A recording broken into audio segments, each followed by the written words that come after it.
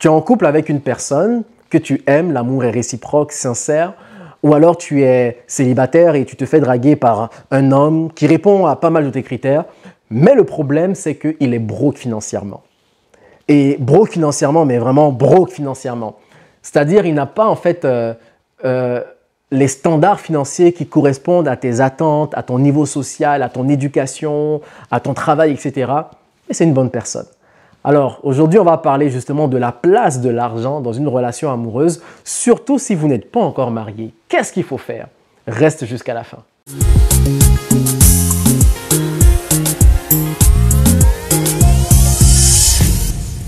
Salut, salut, salut! Bienvenue encore une fois à cette chaîne d'influence Standard Divin. C'est ta chaîne où on t'aide à trouver et à garder l'amour pour de bon. Mon nom est Fabrice, je suis vraiment ravi.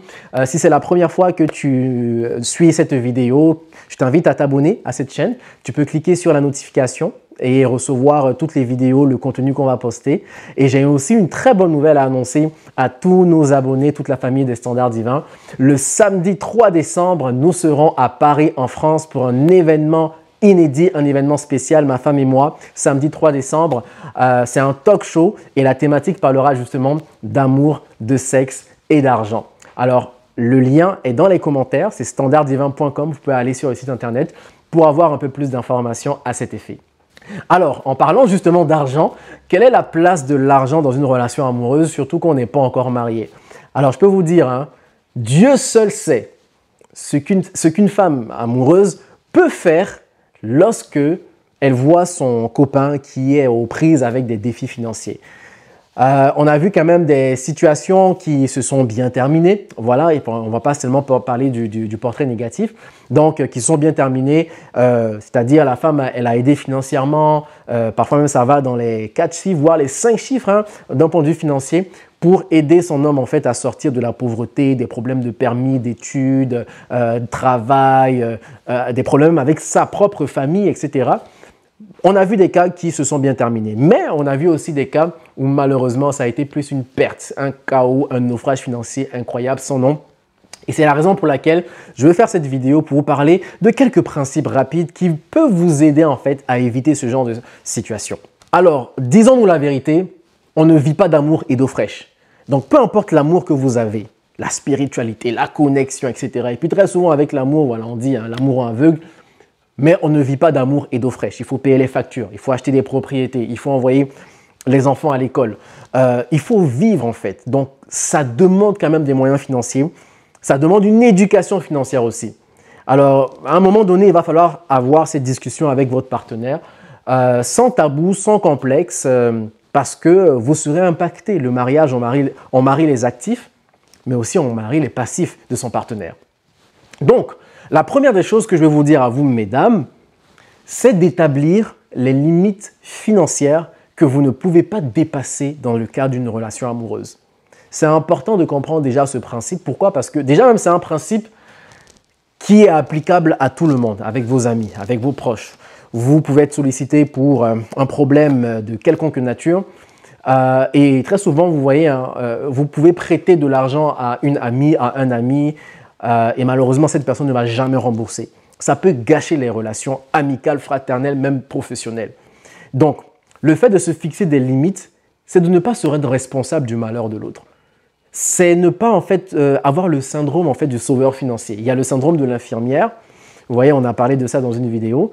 Et puis, il y a le syndrome du sauveur financier. Quand vous savez que vous avez les moyens et comme vous aimez la personne, ben, naturellement, en fait, du coup, vous voulez l'aider parce que vous avez la capacité de le faire. Et si vous n'aidez pas cette personne, vous avez l'impression que vous êtes une personne méchante, vous avez l'impression que vous n'êtes pas compatissante, etc. Alors, en matière d'argent, on ne gère pas les situations avec les émotions. La gestion de l'argent répond à des principes de gestion financière, à des ratios. C'est très important déjà de partir sur cette base-là. Donc, la raison pour laquelle je vous dis d'établir une limite que vous n'allez pas dépasser. Cette limite-là est propre à vous, que ce soit 50 €, 100 €, 1000 €, 5000 €. Mais dites-vous que tout ce que vous allez donner à votre partenaire dans le couple, ce n'est pas un investissement ni un prêt. Même si ça a été signé ou que vous avez une entente verbale, dites-vous à l'esprit que ce que je donne, je l'ai donné. Maintenant, si je n'ai pas le remboursement ou si jamais on se sépare, au moins je l'ai fait en âme et conscience, au moins je l'ai fait par amour, je voulais l'aider, je voulais le soutenir et ça ne me fait pas si mal que ça. Donc, ça va vous amener en fait à avoir une vision aussi à long terme sur vous, sur vos projets. Vous avez peut-être hérité d'un certain montant d'argent de vos parents, vous avez travaillé fort, vous avez une commission au travail, vous avez signé un gros contrat, vous avez mis 3, 4, 5 ans pour économiser. Faites attention. L'argent qui sort de votre compte bancaire représente la souffrance de quelqu'un, que ce soit une personne qui vous l'a donné ou que ce soit vous. Alors si l'utilité, la finalité n'est pas accompagnée d'amour et aussi de sens de responsabilité, je pense que ça sera très difficile en fait et ça va créer beaucoup de frustration au sein du couple. Donc, mettez des limites qui sont très claires pour ne pas aller au-delà de ce que normalement vous ne pourriez pas vous permettre. La deuxième des choses qu'on peut aussi avancer, c'est que la meilleure aide financière qu'on peut apporter à une personne, c'est la connaissance. Oui. Regardez par exemple dans les pays qui sont sous-développés, vous allez voir que, et ça a été prouvé même avec des économistes, que si vous voulez aider vraiment financièrement ou économiquement un pays, vous ne devez pas simplement faire des aides humanitaires, envoyer des dons, de la nourriture, etc. Non, vous devez aider ce pays à acquérir son autonomie réelle. Et ça passe par quoi? Lui donner les moyens de sa production. Pour que ce pays ne soit plus un consommateur, mais que ce pays devienne un producteur. Et c'est de là, en fait, qu'il va y avoir le déclic. Pourquoi? Parce que souvent, sous l'effet de l'urgence, mon copain a un problème, on doit payer telle facture. Parfois même, ça va dans le loyer. On a vu des situations de ce genre. Alors, sous l'effet de l'urgence, vous voyez, on ne réfléchit plus. On pense à survivre.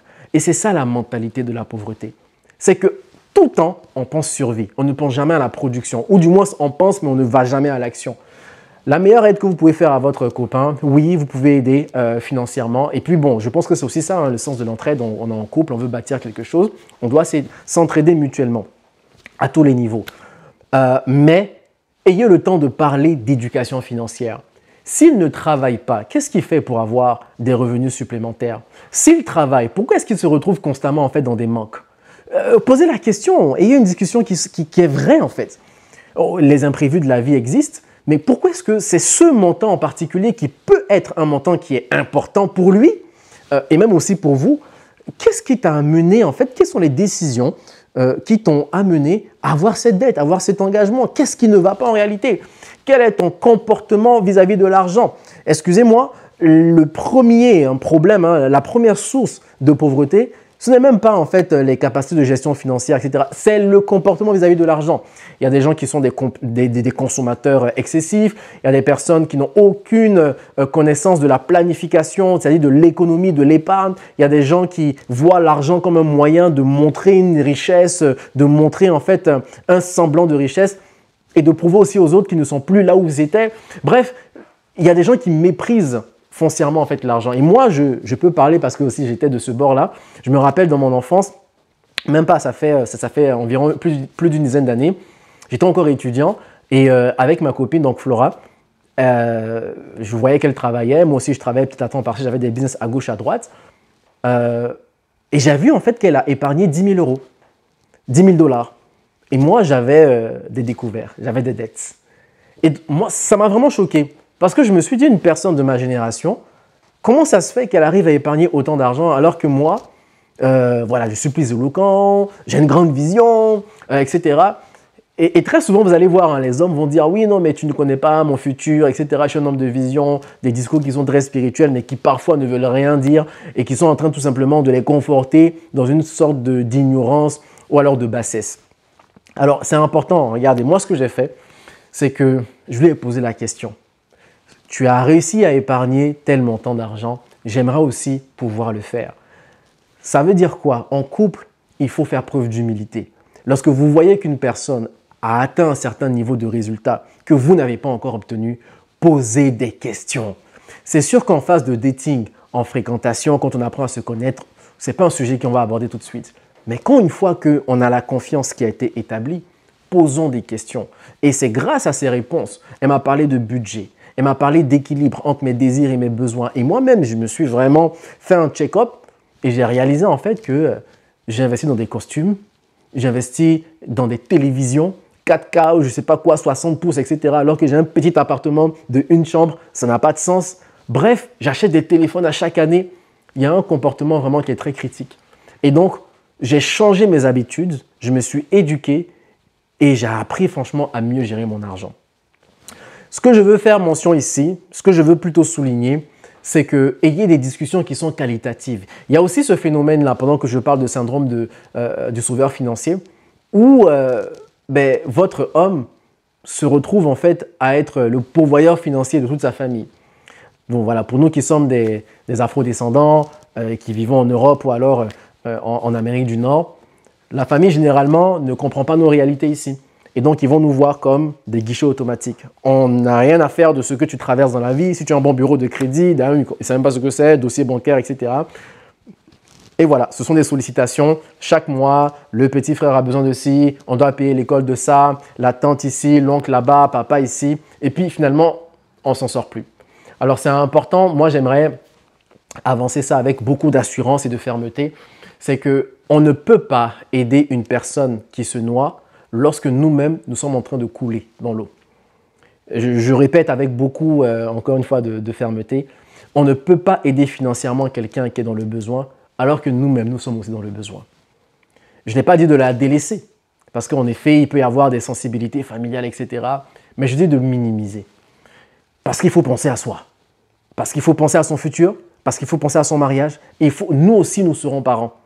Et si on ne fait pas attention, on risque d'imposer cette même pression à nos enfants parce qu'on a fait la même chose. Donc, on a été sacrifié, on s'est sacrifié pour nos familles, nombre de nos familles qui ne comprenaient pas nos réalités, au point de sacrifier nos rêves, nos projets, nos désirs et notre femme aussi. Et donc, on va attendre aussi que ce soit la même chose pour nos enfants. Faisons attention. Donc au final, dans cette vidéo, retenons simplement le fait d'établir les limites financières pour aider une personne. En couple, on n'est pas dans un rapport d'investissement, quoique on espère qu'il y ait une finalité qui soit positive, mais pour gérer les attentes, c'est un don. Et deuxièmement, il faut vraiment parler beaucoup plus d'éducation financière, de rapport à l'argent, du budget, des choses vraiment qui sont beaucoup plus importantes et qui vont aider la personne à pouvoir sortir de ce manque-là. L'esprit de pauvreté, c'est un esprit qui vient toujours avec des imprévus, toujours avec des demandes. C'est un esprit qui emmène les gens dans l'appât du gain facile. C'est un esprit qui fait en sorte qu'il y a toujours des excuses pour justifier une situation. Et ça peut vraiment polluer. Ça peut même rendre une relation qui était bien mais toxique. Et ça, il faut vraiment faire attention à cela. Alors, j'espère que tu as aimé ces petits conseils, ces petites idées que j'ai pu te partager. Commente la vidéo, j'aimerais voir tes avis, tes opinions sur ce sujet. Et à très bientôt pour d'autres sujets de vidéos.